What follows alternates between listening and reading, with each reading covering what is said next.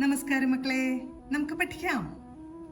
ഇന്ന് നമ്മൾ തായുടെ കൂട്ടക്ഷരമാണ് പഠിക്കുന്നത്. ഇതാണ് താ എന്ന അക്ഷരം, അല്ലേ? ഏതൊക്കെ അക്ഷരങ്ങൾ ചേരുമ്പോഴാണ് തായാകുന്നത്? ത പ്ലസ് ആ സമമാണ് ത. എല്ലാ വ്യഞ്ജനാക്ഷരങ്ങളുടെ കൂടെയും ആ എന്ന അക്ഷരം ഒളിച്ചിരിപ്പുണ്ട്. ഇവിടെ നമ്മൾ തായുടെ കൂട്ടക്ഷരം പഠിക്കുമ്പോൾ താ 2 പ്രാവശ്യം കൂടി ചേരുന്നതാണ് തായുടെ കൂട്ടക്ഷരം. ത പ്ലസ് ത ആണ് ത ആകുന്നത്. ത ഒന്ന് ഉറച്ചുച്ചരിക്കണം. ത. ഇതാണ് തായുടെ കൂട്ടക്ഷരം. ഇങ്ങനെ എഴുതാൻ നമുക്കൊന്നും കൂടെ നോക്കാം. ആദ്യം താ വരച്ചു. കൈയെടുക്കാതെ തന്നെ ആ വരയിലൂടെ ഒരു താ കൂടെ വരയ്ക്കുക. തായുടെ കൂട്ടക്ഷരമായി. ഒരിക്കൽ കൂടെ എഴുതാം.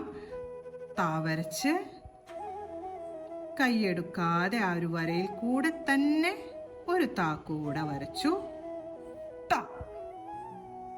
ഇനി നമുക്ക് താ വരുന്ന വാക്കുകൾ പഠിക്കാം. ആദ്യത്തെ വാക്ക് തത്ത. ആദ്യം താ ഉറപ്പിക്കാതെയാണ് ഉച്ചരിക്കുന്നത്. ത. അതിനുശേഷം ത ഒന്നും കൂടെ ഉറപ്പിച്ചു ഉച്ചരിക്കുന്ന ത ആണ് ത.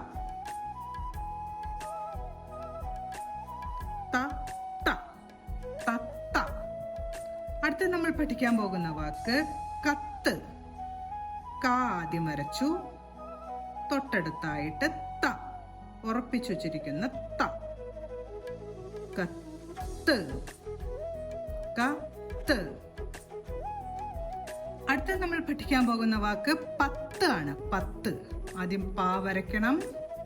തൊട്ടടുത്തായി തായുടെ കൂട്ടക്ഷരം വരച്ചു.